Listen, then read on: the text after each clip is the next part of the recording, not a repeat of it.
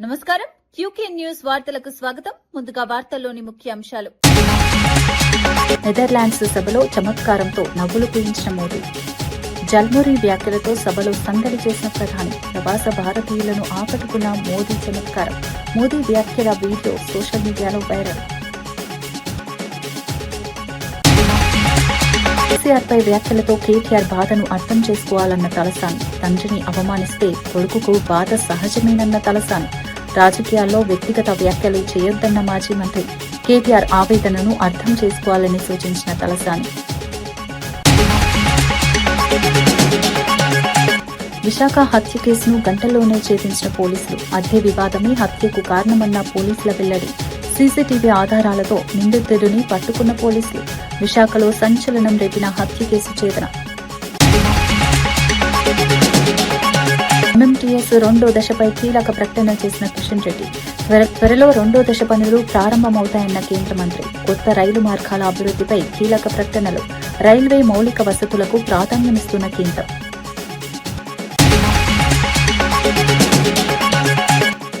SAR ప్రక్రియలో అప్రమత్తంగా ఉండాలని కేటీఆర్ పిలుపు. బూత్ లెవెల్ అసిస్టెంట్లకు కీలక సూచనలు చేసిన కేటీఆర్. రాష్ట్రంలో బీజేపీ ఆటలు సాగకుండా చూడాలన్న కేటీఆర్. ఎన్నికల ప్రక్రియలో పారదర్శకత ఉండాలని టీఆర్ఎస్ డిమాండ్. తెలంగాణలో చేపట్టనున్న స్పెషల్ ఇంటెన్సివ్ రివిజన్ కార్యక్రమంపై బీఆర్ఎస్ వర్కింగ్ ప్రెసిడెంట్ కేటీఆర్ కీలక వ్యాఖ్యలు చేశారు. బూత్ లెవెల్ అసిస్టెంట్లు అప్రమత్తంగా ఉండాలని సూచించారు. రాష్ట్రంలో బీజేపీ ఆటలు సాగకుండా జాగ్రత్త పడాలని కార్యకర్తలకు పిలుపునిచ్చారు. ప్రజాస్వామ్య ప్రక్రియల్లో పారదర్శకత ఎంతో ముఖ్యమని పేర్కొన్నారు. ఎలాంటి అక్రమాలు చోటు చేసుకోకుండా కార్యకర్తలు అప్రమత్తంగా వ్యవహరించాలని సూచించారు. ఎన్నికల వ్యవస్థపై ప్రజల్లో నమ్మకం కొనసాగాలని అన్నారు. రాష్ట్ర ప్రయోజనాలను కాపాడే దిశగా పార్టీ పనిచేస్తుందని స్పష్టం చేశారు. ఈ వ్యాఖ్యలు ఇప్పుడు రాజకీయంగా తీవ్ర చర్చకు దారితీస్తున్నాయి. ఎస్ఐఆర్ ప్రక్రియపై రాష్ట్ర రాజకీయాలు వేడెక్కుతున్నాయి. ఎవరు లేరు, నీ వయసు అంతా ఇంటికి వచ్చి రాసుకపోతారు చూడు. ఇప్పుడు శ్రీహర్ ఉన్నాడు. శ్రీహర్ ఇంటికి వచ్చి మీ ఇంట్లో ఎవరు ఉంటారు, ఎంతమంది పిల్లలు, మీ అమ్మ నాయన ఏడుంటారు, ఏం చదువుకున్నావు, నీ కులం ఏంది, అన్నీ కూడా రాసుకొని మరి అది సెన్సస్ ఇంటికి వచ్చి రాసుకపోతారు. అది 10 ఏళ్లకు ఒకసారి జరుగుతుంది, జనగణన. దాన్ని మీకు తెలుసు. ఇది కూడా ఏంటంటే ఎస్ఐఆర్ కు మిగతా రెగ్యులర్ గా జరిగే దానికి తేడా ఏంటంటే, ఎప్పటికప్పుడు రాయించుకునే దానికి తేడా ఏంటంటే, ప్రతి సంవత్సరం ఏమో మనం కావాలంటే ఇప్పుడు నా బిడ్డకు 18 ఏళ్ళు వచ్చినాయి అనుకో, వచ్చే సంవత్సరం నేను పోయి రాయిస్తా, నా బిడ్డకు 18 ఏళ్ళు నిండే అని చెప్పి దగ్గరలో ఉన్న తహసీల్దార్ ఆఫీస్కో, ఆర్డీఓ ఆఫీస్కో పోయి, జిహెచ్ఎంసీ ఆఫీస్కో పోయి మనం ఒక కాగితం ఇస్తే, ఫారం నింపితే ఓటు హక్కు ఇస్తారు. అట్లా కాకుండా ఈ ఎస్ఐఆర్ ప్రత్యేకత ఏంటంటే, భారతదేశానికి స్వాతంత్రం వచ్చిన తర్వాత ఇప్పటిదాకా ఇది మొదటిసారి కాదు జరిగేది. ఇదివరకు కూడా జరిగింది. ఆఖరిసారి ఎప్పుడు జరిగిందంటే 2002లో జరిగింది. అప్పటి నుంచి ఇప్పటిదాకా 24 ఏళ్లలో మళ్ళీ జరగలే. ఎస్ఐఆర్ ప్రత్యేకత ఏంటంటే, ఎట్లయితే సెన్సస్ లో మీ ఇంటికి వచ్చి రాస్తారో ఎస్ఐఆర్ లో కూడా గట్లే మీ ఇంటికి వచ్చి అధికారులు, మీ కుటుంబంలో ఎవరున్నారు, ఓట్లు ఉన్నాయా పోయినాయా, ఎవరైనా చచ్చిపోయినా, ఎవరైనా కొత్తగా పుట్టినరా, 18 ఏళ్ళు నిండినాయా లేవా, నువ్వు ఉన్నా ఇంటికాడనే ఉన్నావా, మారినవా, ఆ ఇదివరకు కిరాయి ఉన్న ఇంటికి వెళ్ళి ఇంకో ఇంటికి పోయినావా, కొత్త ఇల్లు కట్టుకున్నావా, వేరే కిరాయి ఇంటికి పోయినావా, ఇవన్నీ కూడా క్రోడీకరించే కార్యక్రమమే ఎస్ఐఆర్. అందుకే ఏమనుకున్నామంటే, మన పెద్దలు కేసీఆర్ గారి నాయకత్వంలో మరి మన రాష్ట్రంలో ఇటువంటి కథలు చేయనీయద్దు వీళ్ళను. ఎందుకంటే ఇక్కడ బీజేపీ లేదు, మనలేదు. ఆడుంది బీజేపీ. ఏదో ఆ పార్లమెంట్ వచ్చినప్పుడు ఏదో గాడుపు ఆగమాగం గాడుపు తప్ప, గాయగత్తర తప్ప కింద గ్రౌండ్లు ఏం లేదు. ఉత్తదే ఆ సోషల్ మీడియాలో ఎక్కువ, సొసైటీలో తక్కువ, వాళ్ళు బిల్డప్ తప్ప ఏముండదు. కానీ వాళ్ళు ఎదురు చూస్తారు, గోతికాడ నక్కలాగా ఎదురు చూస్తారు. యాడన్నా సందు దొరకపోతుందా, ఏదన్నా దొరకపోతుందా మనకు, ఇలా మెల్లగా ఫిట్టింగ్ పెట్టి ఏదో తిరిగా సొచ్చుక రావాలి, సనత్ నగర్లో కూడా మెల్ల గుసాయించాలి అని ఒక ఆలోచనలో వాళ్ళు ఉన్నారు. దానికోసం ఏం చేస్తున్నారు, వాళ్ళ దగ్గర ఉండే అన్ని వ్యవస్థలను వాడుకునే ప్రయత్నం చేస్తున్నారు. మరి అది సాగనీయద్దు అంటే మనం ప్రతి బూత్ స్థాయిలో ఎవరైతే బిఎల్ఏస్గా ఉన్నారో మనం గట్టిగా పనిచేయాలి. విశాఖ అక్కయ్యపాలెంలో జరిగిన పిల్ల పార్వతి హత్య కేసును పోలీసులు గంటల వ్యవధిలోనే ఛేదించారు. బాధితురాలి షాపులో సెలూన్ నడుపుతున్న గన్నవరపు రాము అనే వ్యక్తిని నిందితుడిగా గుర్తించారు. 3 నెలలుగా అద్దె చెల్లించకపోవడంతో ఇద్దరి మధ్య వివాదం జరిగినట్లు పోలీసులు తెలిపారు. బాధితురాలు ఒంటరిగా ఉన్న సమయంలో గొడవ జరిగి గొంతు నిలిమి హత్య చేసినట్లు వెల్లడించారు. అనంతరం 5 తులాల బంగారు ఆభరణాలను కూడా అపహరించినట్లు తెలిపారు. సీసీటీవీ ఫుటేజీ ఆధారంగా నిందితుడిని గుర్తించి అదుపులోకి తీసుకున్నారు. కేసు ఛేదనలో క్రైమ్ పోలీసుల పాత్ర కీలకంగా మారింది. ఈ ఘటన స్థానికంగా సంచలనం సృష్టించింది. పోలీసులు మరింత దర్యాప్తు కొనసాగిస్తున్నారు.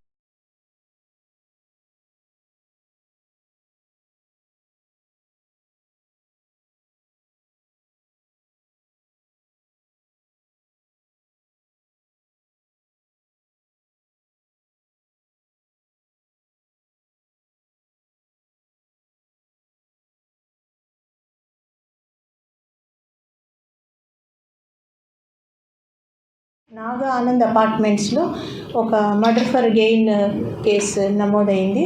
అక్కడ పిల్ల పార్వతి అనే 53 years ఓల్డ్ లేడీ మర్డర్ చేయడం జరిగింది. ఆమె ఒంటి మీద ఉన్న బంగారాన్ని కూడా తీసుకోవడం జరిగింది. అది కేసు రిజిస్టర్ చేసి ఇమీడియట్గా ఇన్వెస్టిగేషన్ స్టార్ట్ చేశాము. క్రైమ్ వింగ్ ఎక్సలెంట్గా వర్క్ చేసి ఒక 2 hours-లోనే ఎవరు చేశారు, ఈ అఫెన్స్ ఎవరు చేశారు, అట్లాగే ప్రాపర్టీని కూడా 100% రికవర్ చేయడం జరిగింది.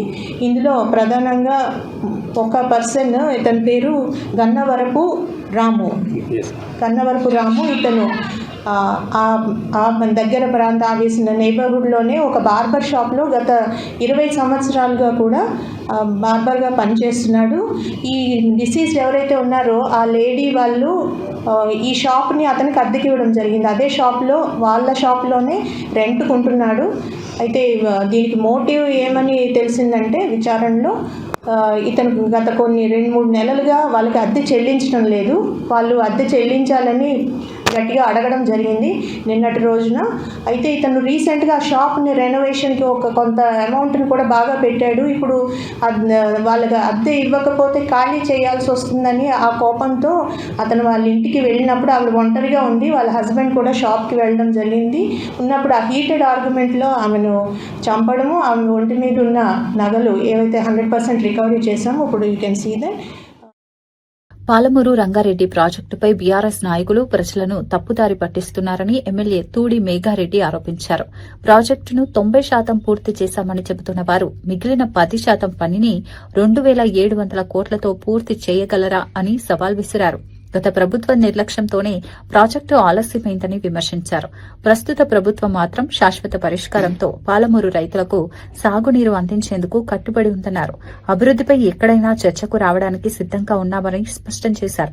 ప్రజలను తప్పుదారి పట్టించే వ్యాఖ్యలు చేయడం మానుకోవాలని హెచ్చరించారు. రైతుల ప్రయోజనాలే ప్రభుత్వ లక్ష్యమని పేర్కొన్నారు. రాజేష్ రెడ్డి గారు మేమందరం కలిపి ఈరోజు ఆ ప్రెస్ మీట్ పెట్టడానికి ఇక్కడ వచ్చిన్నాం. వాళ్లకు మీకు అందరికి ప్రత్యేకంగా ధన్యవాదాలు తెలియజేసుకుంటూ, పాలమూరు రంగారెడ్డికి సంబంధించి మన ఇప్పటిదాకా జిఎంఆర్ గారు చెప్పినట్లు కర్వేన దగ్గర స్టార్ట్ చేసినప్పుడు ఆయన అప్పుడున్న ముఖ్యమంత్రి నేను పూర్తి చేయండి, గెస్ట్ హౌస్ కట్టండి, నేను చాలా తొందరగా కంప్లీట్ చేస్తాను, మొట్టమొదటి కాళేశ్వరం కంటే ముందు మన పాలమూరు రంగారెడ్డి ప్రాజెక్టును ఆయన ఫౌండేషన్ వేసినాడు. వేసిన తర్వాత దాని తర్వాత కొన్ని రోజుల తర్వాత వాళ్ళతోనే కేసులు వేపించి ఆ కేసులు వేసిన వచ్చిన మళ్ళీ ఆయన పార్టీలో జాయిన్ చేయించుకున్నాడు, దాన్ని పెండింగ్ పెట్టదని చెప్పి. దాని తర్వాత మళ్ళీ జగన్ను పిలిచి ఆంధ్ర మనం కలిసి ఉండాలి, వాళ్ళతో బిర్యానీలు పెట్టి అలాగే బలాయి చేసుకున్నాడు. దాని తర్వాత తిరుపతి పోయి చేపల పులుసు తిని 2 రాష్ట్రాలు బాగుండాలని ఈయన మైండ్ పాలమూరు రంగారెడ్డి నుంచి అక్కడ ఆంధ్రాకి షిఫ్ట్ అయ్యి మళ్ళీ ఇప్పుడు పాలమూరు రంగారెడ్డి గురించి వాళ్ళు మాట్లాడుతున్నారు. సో ఇప్పటిదాకా మా ఎమ్మెల్యేలు చెప్పినట్లు, అన్న చెప్పినట్లు వాళ్ళు చెప్పిన 33,500 కోట్లకు టెండర్స్ పిలిచున్నారు. దానిలో 27,000 కోట్లు ఖర్చు పెట్టినామని వాళ్ళే చెప్తున్నారు, పెట్టున్నారు. సో దాన్ని 27,000 కోట్లు 33,000 కోట్లు. సో నేను చాలాసార్లు ఈ వేదికలో కూడా 2 times చెప్పిన, నేను వనపర్తిలో కూడా చెప్పిన, దాని మీద నేను బేసికలీ కాంట్రాక్టర్గా చర్చకు రామని చెప్పిన. ఏం చెప్పినా 10%, 90% మీరు కంప్లీట్ చేసింది అంటున్నారు. ఓకే, 90% మీరు కంప్లీట్ చేసి ఉంటే దానికి 10% ఎంత అవుతుంది? 2,700 కోట్లు అవుతుంది. మా ముఖ్యమంత్రి గారిని మేము రిక్వెస్ట్ చేస్తామా, అడుకుంటామా, 2,700 కోట్లు మీకు తెచ్చిస్తాం. మీ కాంట్రాక్టర్లు మీరు పిలిచిన వాళ్ళే, కమిషన్లు ఇచ్చిన వాళ్ళు ఆ కాంట్రాక్టర్లే, టెండర్లు మీరే పిలిచిన్నారు. 2,700 కోట్లలో పాలమూరు రంగారెడ్డి కంప్లీట్ అవుతుందా? చర్చకు రండి అని నేను చాలాసార్లు చెప్పిన. ఏదులకు వస్తారా, నార్లాపూర్కి వస్తారా, ఎక్కడ వస్తారో మేము వస్తామని చెప్పిన. అది రారు. పాలమూరు రంగారెడ్డి, పాలమూరు గురించి కావచ్చు, కేఎల్ఐ గురించి కావచ్చు, ఇంకా దేని ఇరిగేషన్ ప్రాజెక్టుల గురించి కానీ అల్లుడు ఇంజనీరు, కొడుకు ఇంజనీరు, నిన్న మొన్న మాట్లాడుతున్న వీళ్ళు ఇంజనీర్లు, వీళ్ళంతా వీళ్ళు చెప్పినట్లు కాకుండా అధికారులతో 1-2 సార్లు రివ్యూలు చేసి, మా దగ్గర కూడా చాలా సార్లు రివ్యూలు చేసి పర్మనెంట్ సొల్యూషన్ పాలమూరు గడ్డ మీద పుట్టిన మేము, మా ముఖ్యమంత్రి గారు ఆ ప్రజలకు, పాలమూరు ప్రజలకు, రైతులకు, మిగతా విద్యార్థులకు కావచ్చు, హాస్పిటల్ సైడ్ కావచ్చు, విద్యా సైడ్ కావచ్చు, అన్నిట్లలో ముందుకు పోయేదానికి ప్రయత్నం చేసుకుంటే రాబోయే రోజుల్లో పుట్టగతులు ఉండవని ఇవన్నీ అబద్ధాలు చెప్తున్నా వాళ్లకు, మాజీ మంత్రులకు మీకు దమ్ము ధైర్యం ఉంటే నేను ఢిల్లీ మీద మాట్లాడినా, పాలమూరు రంగారెడ్డి మీద మాట్లాడినా, మీరు పెట్టిన ఎక్స్పెండిచర్ మీద మాట్లాడినా, నేను పెట్టిన ఎక్స్పెండిచర్ మీద మాట్లాడినా, మేమందరం ఏడికి రావాలన్నా వస్తాం, జీరోకి రావాలన్నా, టేలెంట్కి రావాలన్నా, మీకు దమ్ముంటే ఫస్ట్ వచ్చి మాతో చర్చించాల్సిందిగా కోరుకుంటూ నిన్న మొన్న ఆ కవిత వాళ్ళ ఇంట్లోకి వెళ్ళి వచ్చి మాట్లాడి వీళ్ళు ఇక్కడ తెలంగాణలో పీకి పొడిసిరు, మొత్తం పీకి గట్టలు కట్టిర్రు, వేరే రాష్ట్రాలకు పోయినరు, పాలమూరు రంగారెడ్డి కంప్లీట్ కాలే, ఉద్యమకారులకు గీయలే, ఇక్కడ అన్ని సన్యాసులు దద్దమ్మలు చుట్టుముట్టు దయాలు. ఆర్టీసీ చైర్మన్ కొనకళ్ళ నారాయణ సంచలన వ్యాఖ్యలు చేశారు. ప్రస్తుత పరిస్థితుల్లో ఆర్టీసీని ప్రైవేటీకరణ చేయడం తప్పనిసరి అవుతుందని అభిప్రాయపడ్డారు. విద్యుత్ బస్సుల కొనుగోలు, నిర్వహణ ప్రభుత్వానికి భారంగా మారుతుందని పేర్కొన్నారు. 10,000 విద్యుత్ బస్సులు కొనాలంటే 17,000 కోట్ల రూపాయలు అవసరమని వివరించారు. ప్రస్తుతం 1,050 విద్యుత్ బస్సుల కోసం ప్రతిపాదనలు వచ్చినట్లు తెలిపారు. అందులో 750 బస్సులకు టెండర్లు పూర్తి చేసినట్లు వెల్లడించారు. భవిష్యత్తు రవాణా అవసరాలను దృష్టిలో పెట్టుకుని నిర్ణయాలు తీసుకోవాల్సిన అవసరం ఉందన్నారు. 10,000 బస్సులు ఉన్నాయి. 10,000 బస్సుల స్థానంలో 10,000 ఎలక్ట్రిక్ బస్సులు రావాలి. మరి 10,000 ఎలక్ట్రిక్ బస్సులు రావాలి అంటే సుమారుగా 15,000 కోట్లు అవుతాయి. అంత ఆర్టీసీ దగ్గర అంత అవకాశం లేదు. ఇప్పుడు ఆర్టీసీ స్త్రీలకు ఉచిత బస్సు ప్రయాణం పెడతాం వల్ల ఆర్టీసీకి ఆర్థిక భారం పెరిగింది. మరి ఈ పరిస్థితుల్లో ప్రైవేట్ బస్సులు మనమే కొనటం అనేది ఇప్పుడు సాధ్యమయ్యే పని కాదు. ముందు ప్రైవేట్ బస్సులు ఆపరేటర్స్ ద్వారా బస్సులు నడిపితే ప్రయాణికులకి సౌకర్యం కలగజేయాలనేది మెయిన్ టర్మ్. ఇంకోటి సార్, అది మెయిన్ ఇప్పుడు దేశవ్యాప్తంగా కూడా దీని మీద ఏమైనా ప్రజలకి ఏమైనా ఛార్జీలు పెంచే అవకాశం పెరిగే అవకాశం అలాంటివి చేసే ఉద్దేశం లేదు. ఈ బస్సుల స్థానంలో ఎలక్ట్రికల్ బస్సులు పెడితే మాకు భారం పడదు, ఆర్థిక భారం పడదు. ఇవాళ రోజున ఎలక్ట్రికల్ బస్సులు అయితే మాకు కిలోమీటర్కి 7 రూపాయలు ఖర్చు అవుతుంది. అదే ఆర్టీసీ డీజిల్ బస్సు అయితే 19 రూపాయలు ఖర్చు అవుతుంది. ఇవాళ లాట్ ఆఫ్ డిఫరెన్స్ ఉంది. ఎలక్ట్రికల్ బస్సుల వల్ల వాతావరణ కాలుష్యం లేకుండా ఉంటుంది, ఆదాయం కూడా, ఎందుకంటే ప్రయాణ ఖర్చులు బాగా తగ్గిపోతాయి. అందువల్ల ప్రయాణికులకు ఇంకా అదనంగా సౌకర్యాలు కలగజేయగలుగుతాం. ఎన్ని ఎలక్ట్రికల్ బస్సులు తీసుకొస్తున్నాం? మాకు 1,050 బస్సులు ఫస్ట్ మేము అనుకున్నాం. 1,050 బస్సులకు ప్రపోజల్స్ పెట్టాం. 750 బస్సులకు మాత్రమే టెండర్లు ఆమోదించడం జరిగింది. 750 బస్సులకి electrical sub stations, charging stations అన్ని కూడా కన్స్ట్రక్షన్ చేయడం జరిగిపోయింది. 1 నెల 2 నెలల్లో బస్సులు రాబోతా ఉన్నాయి. ఆ తర్వాత కంటిన్యూగా వస్తూనే ఉంటాయి బస్సులు. ఇప్పటికీ మాకు కొన్ని ఎవ్రీడే స్క్రాప్ అయిపోతా ఉంటాయి. ఆ స్క్రాప్ అయిపోయిన స్థానంలో ఎలక్ట్రికల్ బస్సులు రావాలి. ఇవాళ మళ్ళీ డీజిల్ బస్సులు పెట్టే ఉద్దేశం మాకు లేదు. కారణం ఏంటంటే డీజిల్ రేట్లు, అది ఆర్థిక భారం ఆర్టీసీకి ఆర్థిక భారం పడకుండా ఉండాలి అంటే ఎలక్ట్రికల్ బస్సులే పెట్టాలి. ఎలక్ట్రికల్ బస్సులు పెట్టడం వల్ల వాతావరణ కాలుష్యం లేకుండా, మరి వాళ్ళ వాతావరణ కాలుష్యం గురించి ఆలోచించాల్సిన. రెడ్డి ప్రాంతంలో పరిశ్రమల స్థాపన ద్వారా పెద్ద ఎత్తున ఉపాధి కల్పించడమే కాంగ్రెస్ ప్రభుత్వ లక్ష్యమని టీపీసీసీ వర్కింగ్ ప్రెసిడెంట్ జగ్గారెడ్డి తెలిపారు. కొండాపూర్ మండలం తొగరపల్లిలో కేజీఎస్ పరిశ్రమ నిర్మాణానికి భూమి పూజ కార్యక్రమంలో పాల్గొన్న ఆయన కీలక వ్యాఖ్యలు చేశారు. ఈ పరిశ్రమ ద్వారా దాదాపు 1,600 మందికి ప్రత్యక్ష ఉపాధి లభించనుందని వెల్లడించారు. సంగారెడ్డి జిల్లాలో మరిన్ని పరిశ్రమలు తీసుకురావడానికి ఏడాది కాలంగా కృషి చేస్తున్నామని తెలిపారు. సీఎం రేవంత్ రెడ్డి, మంత్రులు శ్రీధర్బాబు, దామోదర రాజనరసింహ సహకారంతో అభివృద్ది పనులు వేగంగా జరుగుతున్నాయని పేర్కొన్నారు. స్థానిక యువతకు ఉద్యోగ అవకాశాలు కల్పించడమే ప్రభుత్వ ప్రధాన లక్ష్యమన్నారు. పరిశ్రమలతో ప్రాంతీయ అభివృద్ది వేగవంతం అవుతుందని చెప్పారు. ఈ కార్యక్రమంపై స్థానికంగా ఆసక్తి నెలకొంది. పరిశ్రమల రంగంలో ఇది కీలక అడుగుగా భావిస్తున్నారు.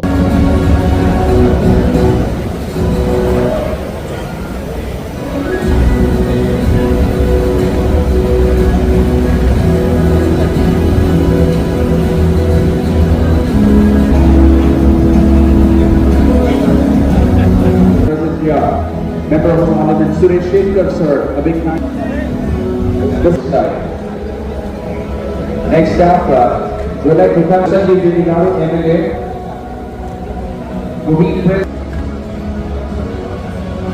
whose active support and help. Mr. Paritosh Pankaj.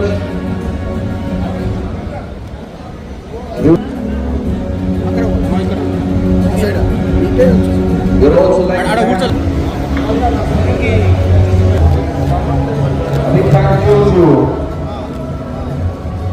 MLC Arjun Reddy Garu, Shri and Mr. Ramchandra Nayak. We would also like to thank Mr. Ashok Reddy.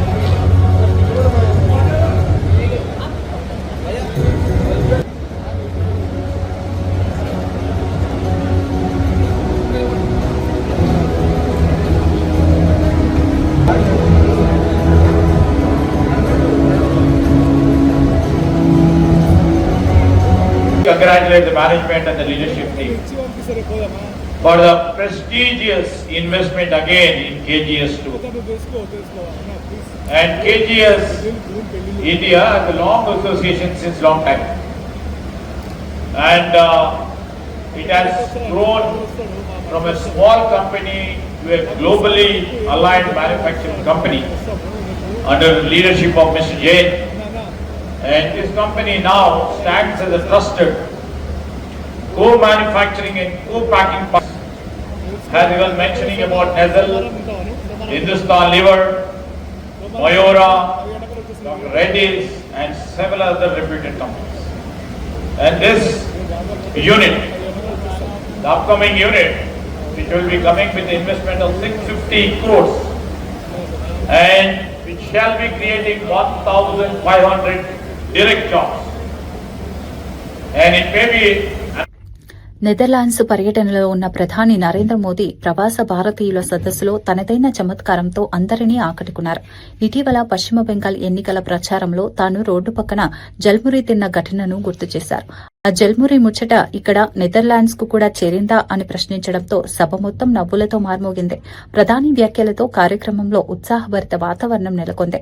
ప్రజలతో అనుబంధం పెంచుకునే శైలిలో మోదీ తరచూ ఇలాంటి వ్యాఖ్యలు చేస్తుంటారని నాయకులు పేర్కొన్నారు.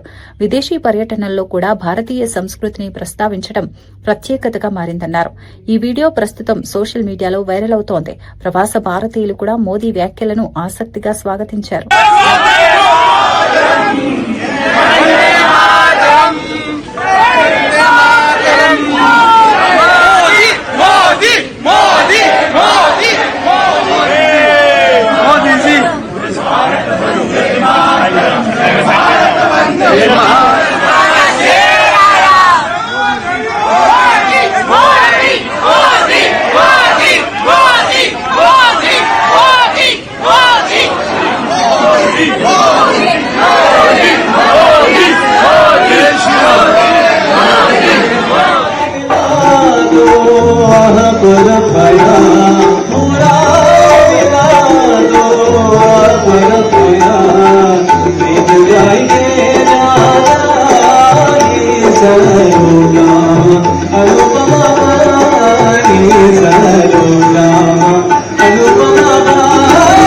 హైదరాబాద్ ఉప్పుగూడ రైల్వే స్టేషన్ ను కేంద్ర మంత్రి కిషన్ రెడ్డి సందర్శించి అభివృద్ది పనులను పరిశీలించారు. స్టేషన్లో జరుగుతున్న పనుల పురోగతిపై అధికారులతో సమీక్ష నిర్వహించారు. ఎంఎంటీఎస్ 2వ దశ పనులు త్వరలో చేపట్టనున్నట్లు ప్రకటించారు. సికింద్రాబాద్ రైల్వే స్టేషన్ ను 720 కోట్ల రూపాయలతో అభివృద్ది చేస్తున్నామని తెలిపారు. చర్లపల్లి నుంచి తిరుపతికి కొత్త రైలును ప్రారంభించనున్నట్లు వెల్లడించారు. రానున్న రోజుల్లో యాదగిరిగుట్టకు అందరూ కూడా ట్రాఫిక్ వాహనాలు ప్రమాదాలను దృష్టి పెట్టుకొని ఫ్యామిలీతోటి సంతోషంగా ఎంఎంటీఎస్ లో యాదగిరిగుట్టకెళ్లి దర్శనం చేసుకునే విధంగా ఆ యొక్క నిధులను కూడా మంజూరు చేశామనే విషయాన్ని ఈ సందర్భంగా నేను మనవి చేస్తా ఉన్నాను. ఈ యొక్క మన సిటీలో ఉన్నటువంటి ఈ రైల్వే స్టేషన్స్ అన్ని కూడా ఒకదాని తర్వాత ఒకటి ఇప్పటికే హైటెక్ సిటీ ఆఫీస్ కూడా ఈ రెండు పూర్తయిపోయినాయి. త్వరలోనే హైటెక్ సిటీ రైల్వే స్టేషన్ కూడా అక్కడ వచ్చేటువంటి ప్యాసింజర్స్ కు మోడీ గారి ప్రభుత్వం డెడికేట్ చేయబోతుందనే విషయాన్ని ఈ సందర్భంగా మనవి చేస్తూ ఇక్కడ ఈ రెండు స్టేషన్లు ఈరోజు చూశాము. మళ్ళీ నేను మధ్యలో యాగత్పుర కూడా వస్తాను, ఉంగానగర్ కూడా వస్తాను. నెక్స్ట్ వీక్ లో ఆ రెండు రైల్వే స్టేషన్లు పని కూడా చేస్తాము. నేను ఈ సందర్భంగా రైల్వే అధికారులను కోరుతా ఉన్నాను, వేగవంతంగా చాలా క్వాలిటీతో కూడినటువంటి పని ఇక్కడ జరగాలి. వర్క్ మరింత స్పీడ్ గా చేసి పేద మధ్యతరగతి ప్రజలు ప్రైవేటు ఆసుపత్రులకు వెళ్లి ఆర్థిక ఇబ్బందులు పడకుండా ప్రభుత్వ ఆసుపత్రుల్లోనే అన్ని రకాల వైద్య సేవలు అందించేలా చర్యలు తీసుకుంటున్నామని మంత్రి జూపల్లి కృష్ణారావు తెలిపారు. కొల్లాపూర్ ఏరియా ఆసుపత్రిని ఆకస్మికంగా తనిఖీ చేసిన ఆయన రోగులకు అందుతున్న సేవలపై సమీక్ష నిర్వహించారు. డయాలసిస్ రోగులు ఎదుర్కొంటున్న ప్రధాన సమస్యను గుర్తించి వెంటనే పరిష్కారం చూపించారు.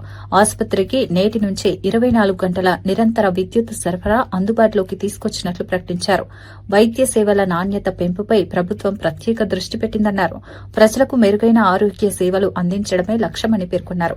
ఆరోగ్య రంగంలో మరిన్ని సదుపాయాలు కల్పిస్తామని హామీ ఇచ్చారు. డయాలిసిస్ పేషెంట్స్ అక్కడున్న 5 పడకలు ఉంటుంది. 5 ఈ యొక్క డయాలిసిస్ ఉంటే 30 మందికి రోజు డయాలిసిస్ అవుతా ఉంది. సో దానికి కరెంటు విఘాతం కలిగి ప్రతి సందర్భం ప్రతిరోజు పేషెంట్ అవస్థ పడుతుంది.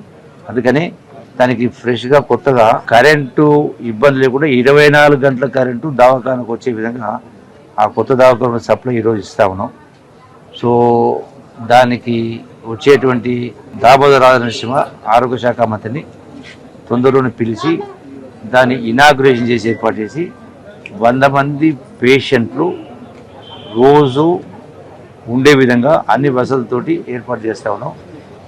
ఈ యొక్క కొల్లాపూర్ నియోజకవర్గానికి సంబంధించినటువంటి పేషెంట్ ప్రైవేట్ దవాఖానలకు పోయి లక్షల రూపాయలు ఖర్చు పెట్టుకుని అప్పుల పాలు కాకుండా ఉండడం కోసం సుదీర్ఘకాలంగా పెండింగ్ ఉండింది. గతంలో 5 సంవత్సరాల నుంచి దాన్ని పూర్తి చేయడం జరిగింది. ఏర్పాటు చేస్తూ ఉన్నాం.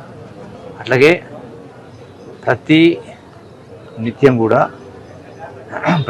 కూడా ఈ యొక్క హాస్పిటల్స్ను ఇనాగ్రేట్ చేసిన తర్వాత ఇక్కడ ఉన్న హాస్పిటల్ ఇట్లే ఉంటుంది. దీన్ని కూడా టౌన్ హాస్పిటల్ అట్లాగే ఉంటుంది. అక్కడ మళ్ళీ అదనంగా 100 పడకల హాస్పిటల్ వస్తుంది. సో దీనికి సంబంధిత మున్సిపల్ కౌన్సిలర్స్ కూడా, మున్సిపల్ చైర్మన్ కానీ వైస్ చైర్మన్ కానీ కౌన్సిలర్స్ కూడా నిత్యం కూడా హాస్పిటల్ సందర్శించాలి.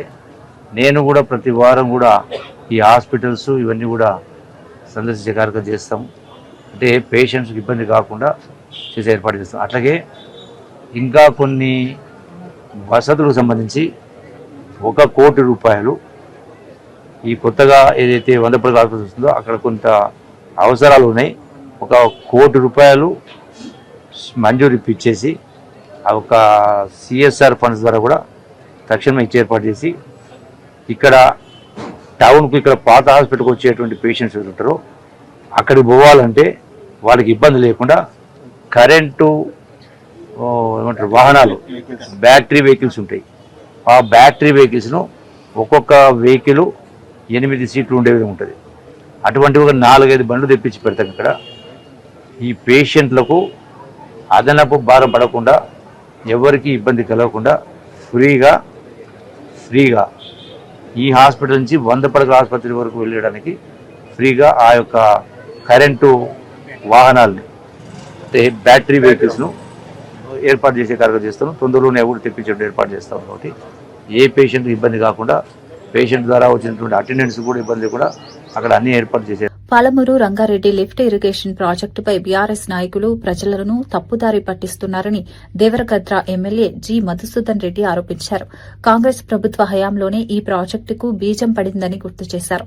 తర్వాత బీఆర్ఎస్ ప్రభుత్వం రూపకల్పనలో మార్పులు చేసి ప్రాజెక్టును ఆలస్యం చేసిందని విమర్శించారు. 2015లో ప్రాజెక్టును ప్రారంభించి 3 ఏళ్లలో పూర్తి చేస్తామని ప్రకటించిన డీపీఆర్ను మాత్రం 2022లో సమర్పించారని తెలిపారు. సో అవన్నీ కూడా తుంగలో తొక్కేసి అపర మేధావి కేసీఆర్ గారి నాయకత్వంలో వీళ్ళు జీవో నెంబర్ 105 10/6/2015 ఒక జీవో తీసుకొచ్చారు. పాలమూరు రంగారెడ్డి లిఫ్ట్ ఇరిగేషన్ కు జూరాల సోర్స్ కరెక్ట్ కాదు, శ్రీశైలం సోర్స్ కరెక్ట్ అని చెప్పేసి ఒక జీవో తీసుకొచ్చేసి వెరీ నెక్స్ట్ డే జీవో 10 తారీఖు వచ్చింది. 11వ తారీఖు అంటే జూన్ 11, 2015 నా నియోజకవర్గం కరువేన దగ్గర ఈ పాలమూరు లిఫ్ట్ ఇరిగేషన్ కు శంకుస్థాపన చేశారు. ఆనాటి ముఖ్యమంత్రి, నిన్న ప్రెస్ మీట్ లో మాట్లాడిన మాజీ మంత్రులు అందరూ కూడా ఆ రోజు ఆ మీటింగ్ హాజరైన విషయం మీ అందరికీ తెలుసు. ఆనాడు ఆ మాటలు మాట్లాడినప్పుడు నిన్న ప్రెస్ మీట్ లో ఉన్న పెద్ద మనుషులందరూ కూడా ఆ రోజు ఉన్నారు ఆ మీటింగ్ లో. సో 3 సంవత్సరాలు పక్కకు పెడితే 2023 నవంబర్ వరకు టీఆర్ఎస్ పార్టీ అధికారంలో ఉంది ఈ రాష్ట్రంలో. కేసీఆర్ గారే ముఖ్యమంత్రిగా ఉన్నారు. నిన్న మాట్లాడిన పెద్దలు కూడా అందరూ ఉన్నారు అక్కడ. సో 2023 వాళ్ళు గవర్నమెంట్ ఉన్నంత వరకు కూడా ఒక్కనాడు కూడా పాలమూరు లిఫ్ట్ ఇరిగేషన్ మనం 3 ఏళ్లలో పూర్తి చేస్తామని చెప్పినాం కదా, 3 ఏళ్లలో పూర్తి చేస్తామన్న ప్రాజెక్టు మీద ఒక్క రోజన్నా రివ్యూ పెట్టిర్రా? ఒక్కనాడని రివ్యూ మీటింగ్ పెట్టుకొని ఎందుకు 3 ఏళ్లలో పూర్తి చేయలేకపోయినాం, కనీసం 5 ఏళ్లలో పూర్తి చేద్దామని చెప్పేసి నిన్న మాట్లాడిన పెద్ద మనుషులు ఒక్క రోజన్నా కేసీఆర్ గారి మీద ఒత్తిడి తీసుకొచ్చిర్రా? మిమ్మల్ని మీరు ప్రశ్నించుకోవాలి. ఒక్కనాడు కూడా ఎన్నికల ముందు కాంగ్రెస్ పార్టీ ఇచ్చిన ఉద్యోగ హామీలపై ఎమ్మెల్యే డి సుధీర్ రెడ్డి ప్రశ్నలు లేవనెత్తారు. అశోక్ నగర్లో నిరుద్యోగ యువతను కలిసి రాహుల్ గాంధీ ఉద్యోగ క్యాలెండర్ను విడుదల చేస్తామని హామీ ఇచ్చారని గుర్తు చేశారు. విద్యార్థులు, నిరుద్యోగులకు విద్యా భరోసా కార్డులు అందిస్తామని కూడా ప్రకటించారని తెలిపారు. తెలంగాణలో 2 లక్షల ప్రభుత్వ ఉద్యోగాలు భర్తీ చేస్తామని యూత్ డిక్లరేషన్లో చెప్పారని గుర్తు చేశారు. ఆ హామీలను నమ్మి యువత కాంగ్రెస్ కు మద్దతిచ్చిందన్నారు. అధికారంలోకి వచ్చాక ఉద్యోగాల ఊసే లేకుండా యువతను మోసం చేశారని ఆరోపించారు. ఖాళీ పోస్టులను వెంటనే భర్తీ చేయాలని డిమాండ్ చేశారు. యువత భవిష్యత్తుపై ప్రభుత్వం దృష్టి పెట్టాలని కోరారు. ఈ వ్యాఖ్యలు ఇప్పుడు రాజకీయ చర్చకు దారితీస్తున్నారు. డ్రామా చూడండి, నిరుద్యోగులతో రాహుల్ ముచ్చట. సెంట్రల్ లైబ్రరీకి రాహుల్ గాంధీ గారు పోయినరు, నిరుద్యోగులతో ముచ్చటించిండ్రు, నిరుద్యోగులకు ఒక భరోసా కల్పించిండ్రు. కాంగ్రెస్ పార్టీ వచ్చిన వెంటనే ఏడాది లోపల 2 లక్షల ఉద్యోగాలు ఇస్తా అని చెప్పేసి నమ్మబలికితే ఈ నిరుద్యోగులందరూ కూడా ఉద్యోగంతో ఆశ కోసం ఎదురు చూస్తున్నారు కాబట్టి ఆయన మాటలు నమ్మిండ్రు. కాంగ్రెస్ పార్టీకి పట్టం కడదామని చెప్పేసి ఊరూరు వాడ తిరిగి వీళ్ళ తల్లిదండ్రుల్ని, తాత ముత్తాతల్ని అందరినీ కూడా ఒప్పించి మీరు కాంగ్రెస్ పార్టీకి ఓటేసి గెలిపిస్తే మాకు ఉద్యోగాలు వస్తాయని చెప్పేసి ఆ రోజు వీళ్ళందరూ కూడా ప్రచారం చేయడం జరిగింది. మరి రాహుల్ గాంధీ ఏమో సెంట్రల్ లైబ్రరీకి వచ్చి నమ్మబలికిండు, మరి ప్రియాంక గాంధీ మరి యూత్ డిక్లరేషన్ అని చెప్పేసి ఇవాళ సరూనగర్ స్టేడియంలోకి వచ్చి ఆమె నమ్మబలికింది. అలాగే రౌండ్ టేబుల్ సమావేశంలో మన ముఖ్యమంత్రి గారు ఈరోజు 2 లక్షల ఉద్యోగాలు ఇస్తా, ఒక్క ఉద్యోగం పీకేయండి, మీరు కేసీఆర్ గారు ఉద్యోగం పీకేస్తే 2 లక్షల ఉద్యోగం ఇస్తా అని చెప్పేసి ఆ రోజు నమ్మబలికితే ఇంతమంది పెద్దలు చెప్తుండగా అని చెప్పే ఆశతోటి ఇవాళ నిరుద్యోగులందరూ కూడా నిజంగా చాలా కష్టపడి అధికారంలోకి తీసుకొచ్చింది. ఈ నిరుద్యోగులకు మీకు ఉద్యోగాలు ఇప్పిస్తాం, నిరుద్యోగుల పట్ల మేము నిలబడతాం, వారి గురించి పోరాడతాం అన్న వాళ్ళందరూ కూడా ఇలా పదవులలోకి ఎక్కిండ్రు, నిరుద్యోగుల్ని మర్చిపోయినరు. మరి ఈ పాపం మిమ్మల్ని ఉట్టిగానే వెంటాడదు, తప్పనిసరిగా వెంటాడుతుంది. ఈ ప్రభుత్వం ఏం సంకేతం ఇస్తుంది? మేము మీకు ఉద్యోగాలు ఇయ్యము, శంకర్ లాంటి వాళ్ళు టీ పాయింట్ పెట్టుకోండి, మరి ఈ అమ్మాయి లాంటి వాళ్ళు ఇంకెక్కడైనా పని చేసుకొని చిన్న పనులు, మేము మాత్రం ఉద్యోగాలు ఇయ్యమని చెప్పేసి ఇలా యువతకు ఒక ఇండైరెక్ట్ సమాచారాన్ని పంపిస్తున్నట్టు అనిపిస్తుంది. వీళ్ళ ఉసురు ముట్టొద్దని కూడా ఈ సందర్భంగా మనవి చేసుకుంటూ సెలవు చేసుకుంటాం. మాజీ మంత్రి తలసాని శ్రీనివాస్ యాదవ్ కేటీఆర్ పై వస్తున్న విమర్శలకు స్పందిస్తూ కీలక వ్యాఖ్యలు చేశారు. కేటీఆర్ ఉధృతంగా మాట్లాడితే అహంకారం అంటుతున్నారని, కానీ ఆయన తండ్రిని ఎవరైనా అవమానిస్తే కోపం రావడం సహజమేనని అన్నారు. మీ అన్ననో తండ్రినో తిడితే మీకు కోపం రాదా అని ప్రశ్నించారు. ముఖ్యమంత్రి రేవంత్ రెడ్డి గతంలో కేసీఆర్ పై చేసిన వ్యాఖ్యలను గుర్తు చేశారు. అలాంటి మాటలు ఒక కొడుకుగా కేటీఆర్ ను ఎంతగా బాధిస్తాయో అర్థం చేసుకోవాలని సూచించారు. కుటుంబ సభ్యులపై వ్యక్తిగత వ్యాఖ్యలు చేయడం రాజకీయాల్లో మంచిది కాదన్నారు. రాజకీయ విమర్శలు హద్దులు దాటకూడదని సూచించారు. ఈ వ్యాఖ్యలు తెలంగాణ రాజకీయాల్లో కొత్త చర్చకు దారితీశాయి. రాజకీయ నాయకుల మాటల తీరుపై మళ్లీ చర్చ ప్రారంభమైంది. కుక్కడానికి కూడా పర్సనాలిటీ మనలాగా ఉండాలి కదా. కుక్కడానికి కూడా నేను మెడల్ వేసుకుంటా, దీనికి ఆ కోటిలాడనికే ముఖ్యమంత్రి పదవి ఇస్తారు ఎవడన్నా. కాబట్టి ఒక కొడుకుగా ఆ తండ్రిని అన్నప్పుడు ఆ కొడుకు బాధ, ఆవేదన ఎట్లుంటుందో అది గుర్తుకు పెట్టుకోకుండా అటు సైడ్ ఏమో వాడు ఇష్టం ఉన్నట్టు మాట్లాడవచ్చు, కానీ మేము మాత్రం మాట్లాడొద్దు. ఇవి జరుగుతున్నాయి. తన వ్యక్తిగత జీవితంపై నటుడు జయం రవి భావోద్వేగ వ్యాఖ్యలు చేశారు. ఎన్నో రోజులుగా సహనంతో ఉన్నానని, ఇప్పుడు మాట్లాడాల్సిన సమయం వచ్చిందని తెలిపారు. విడాకులు వచ్చే వరకు తాను సినిమాలో నటించలేనని వెల్లడించారు. తన పిల్లలను కూడా తనకు దూరం చేశారని ఆవేదన వ్యక్తం చేశారు. వ్యక్తిగత జీవితంలో ఎదురైన అవమానాలు ఇక భరించలేనని అన్నారు. తనపై జరుగుతున్న ట్రోలింగ్ తీవ్రంగా బాధిస్తోందని చెప్పారు. తన స్నేహితురాలు కెనీషాను కూడా ఈ ట్రోలింగ్ వల్ల కోల్పోయానని పేర్కొన్నారు. జీవితంలోని అడ్డంకులు తొలగిన తర్వాత మళ్లీ సినిమాలో నటిస్తానని వెల్లడించారు. జయం రవి చేసిన వ్యాఖ్యలు సినీ వర్గాల్లో చర్చనీయాంశంగా మారాయి. அதனால என்ன நடக்குதோ பார்த்துக்கலாம். மற்ற விஷயங்கள், என் வேலை விஷயங்கள், அது எப்படி சரி பண்ணணும் என்னன்றதை நான் பார்த்துப்பேன். இவ்வளோ நாள் என் கூட நின்ன உங்கள் எல்லாருக்கும் ரொம்ப ரொம்ப நன்றி. என்னைக்கு என் டிவோர்ஸ் கிடைக்குதோ, என்னைக்கு என் பர்சனல் லைஃப் சரியாகுதோ, என்னைக்கு இந்த சைபர் புல்லிங் எல்லாம் நிற்குதோ, எல்லாத்தையும் நான் பார்த்துட்டு தான் இருக்கிறேன். எல்லாம் எனக்கு வரும். எனக்குன்னு இருக்கிற ஒரு சில டீம் இருக்காங்க. மற்றவங்கள மாதிரி 25 பேர் கொண்ட குழுவெலாம் எனக்கு கிடைக்காது. நான் யாரையும் பர்சனலாக யாரையுமே நான் சொல்லலை. ஏன்னா இது வந்து மற்ற ஹீரோஸையோ இவங்களையோ அவங்களையோ எதுவுமே கிடையாது. சினிமாவுக்கும் இதுக்கும் சம்பந்தமே கிடையாது. இது என்னுடைய பர்சனல் லைஃப். சத்தியம் நிலநாட்டணுன்ற ஒரே காரணத்துக்காக தான் நான் குவைட்டா இருந்தேன். எல்லாம் வருது, உங்களுக்கு సర్ప్రైజ్ వెయిటింగ్స్ இல்லதெல்லாம் వెయిట్ பண்ணுங்க, కొంచెం எனக்காக பொறுமையா இருங்க. ఇవి ఈనాటి వార్తా విశేషాలు. మరో బులెటిన్ లో మళ్ళీ కలుద్దాం. నమస్కారం.